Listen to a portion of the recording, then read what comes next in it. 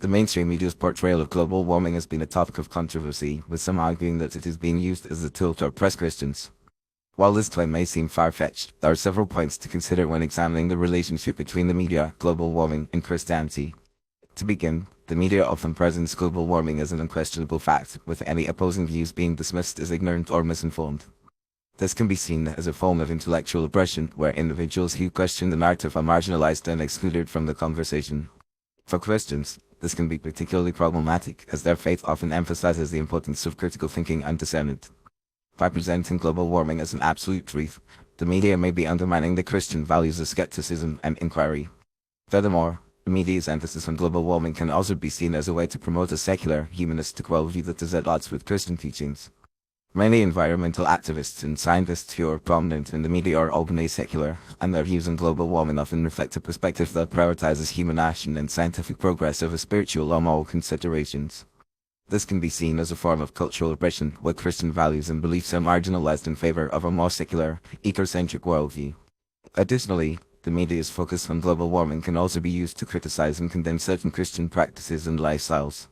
For example, some Christians may be criticized for their consumption habits, travel practices, or energy usage, with the implication being that these behaviors are not only harmful to the environment but also sinful.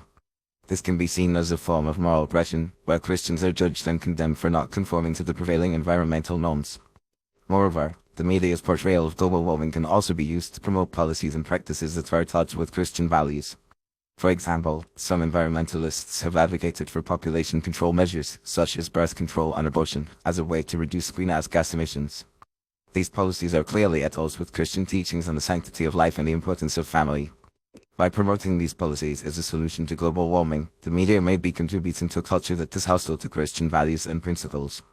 It's also worth noting that some Christians have been accused of being climate deniers simply because they question the severity of global warming or the effectiveness of certain environmental policies.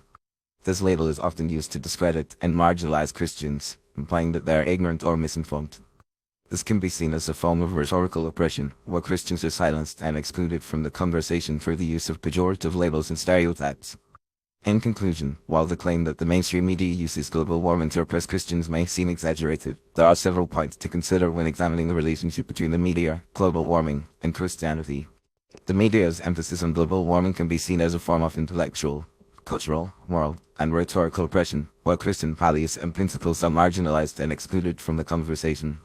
By presenting global warming as an absolute truth, promoting secular and humanistic worldviews, criticizing Christian practices, advocating for policies that are at odds with Christian values, and using pejorative labels to silence Christians, the media may be contributing to a culture that is hostile to Christian values and principles.